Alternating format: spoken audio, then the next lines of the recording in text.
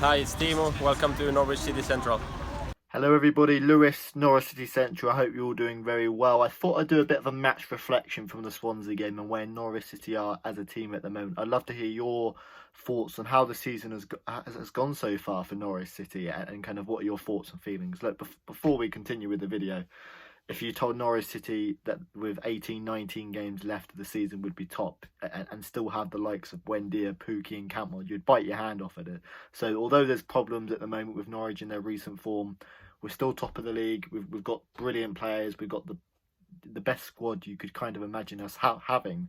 Um, and that will put us in a really good position to try and fight for the spots. But of course, it was a really disappointing game. I'll quickly touch on the Swansea game and then looking at the kind of more overall picture around Norwich. And as I said, I'd love to hear your thoughts down below. The Swansea game was really disappointing.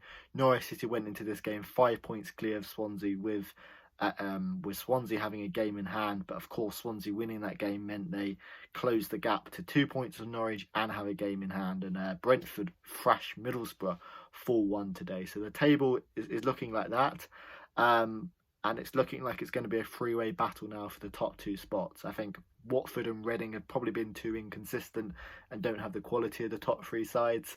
So it looks like it's going to be a three-way battle, and of course the form and the momentum is with Swansea and Brentford.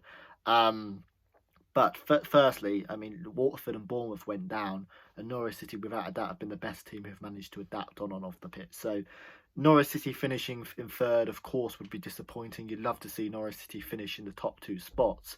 But third is still, compared to some of the other teams, it's a decent season. And Daniel Farke is still the man to kind of take us forward. But what has changed with Daniel Farke this season is our attacking style.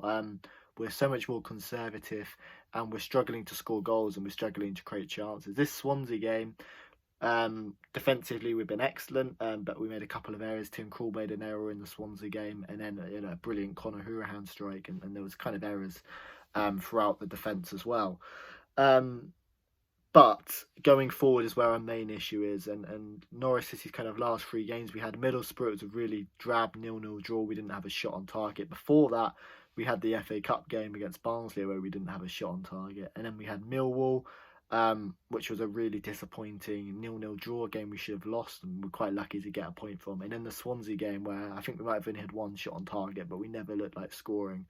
And that's where we're at with Norwich City at the moment. Defensively, we look really good. Grant Hanley and Ben Gibson have been our best centre-back partnership in a decade, in my opinion. They've been great. And defensively, we look really good. It's been great. We've kept hold of Max Aarons and of course, great keeping hold of Todd and Emmy. And Tim Krul's been one of our best players in goal. Yes, he made a mistake for the Swansea game, but that was probably his first mistake he's made all season. And when you consider in the reverse fixture against Swansea, Tim Krul was the man of the match and kept us in the game. But it's going forward where Norwich City's main issue is, and we've had lots of injuries, and that's been kind of the reason to blame. Of course, we've had Jordan Hugill out, Adam Eder out for a while, Timo Puki's had the odd injury here and there, but it's going forward where the main issue is, and that's really bizarre because Daniel Farke, we're used to seeing this attacking style of football, but it seems to be since we had a few knocks in the Premier League, we've never kind of got that back, and we've got the players, we've got the capability now, we've got, in terms of our attacking players, we've got Poeta and Ono Hernandez, really quick wingers who cause lots of problems, and of course all these players are interchangeable. They can play through the middle, they can play on the left, but you've got Hernandez and Poeta. On the right, you've got Buendia and Josh Martin. And through the middle, you've got Todd Cantwell, Stephen and Kieran Dow. We've got some really attacking talents. And when I'm seeing Brentford smash 4 goals in against Middlesbrough, I'm wondering why we can't do the same. And that is the main issue with Norwich City at the moment. We're lacking going forward. Defensively, we look great, as I mentioned. Ben Gibson, Grant Hanley have been absolutely brilliant, and so many great, defensive displays. But it's the problem with Norwich City at the moment is going forward and scoring goals and creating chances, as simple as that, because we haven't had a clear-cut chance in the last 3 or 4 games. Is it time to panic with Norwich City? No way. But what that result against Swansea shows us, and that loss against Swansea shows us, and with Brentford thrashing Middlesbrough, it shows this is going to be a three-way battle for the top 2 spots, and Norwich City are currently the team who are out of form. Swansea and Brentford look absolutely fantastic defensively and going forward.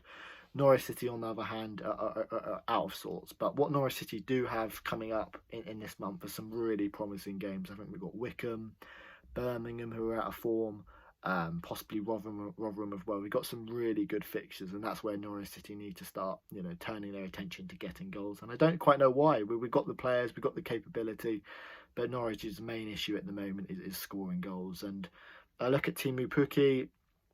He scored 11 goals this season. He's doing quite well, but he seems to be playing out of form a lot recently, and I don't blame Pukki. I mean, Pukki is in his 30s now, and he's been playing football non-stop for the last 2 or 3 years with the weight of the world on his shoulders, not just for Norwich but for Finland as well.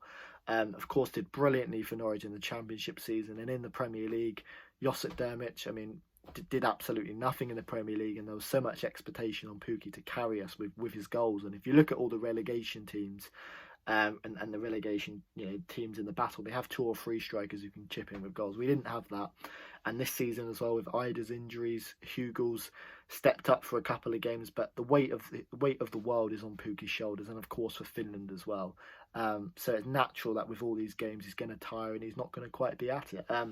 And that's where and that's what Norwich City need to do now. We need to have a break from this game, reflect on it, and work on how we can score goals. Because what we love about Daniel Farke is that fast-flowing football, and even if we lose, we still like to see it. But the issue with Daniel Farke at the moment is we are just losing that attacking display. And of course, Daniel Farke is the right man to take us forward.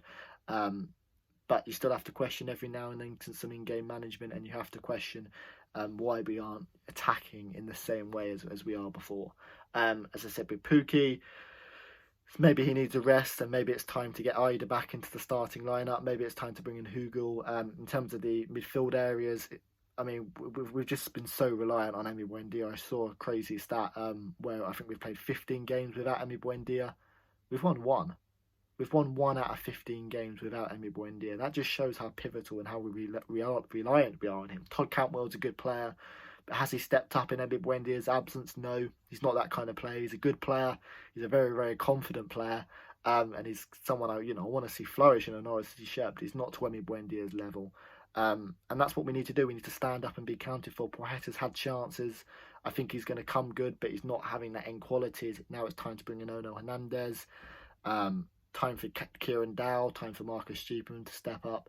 I think that's what it is now, Norwich, for Norwich. Going forward, it's now time to step up and be counted for, because that's the teams around us, like Brentford and Swansea, are scoring a lot more goals, and Norwich can do well keeping clean sheets, but we need to start being counted for and score a lot more goals, and get back to what we've seen with Daniel Farke and the Farke Balls way.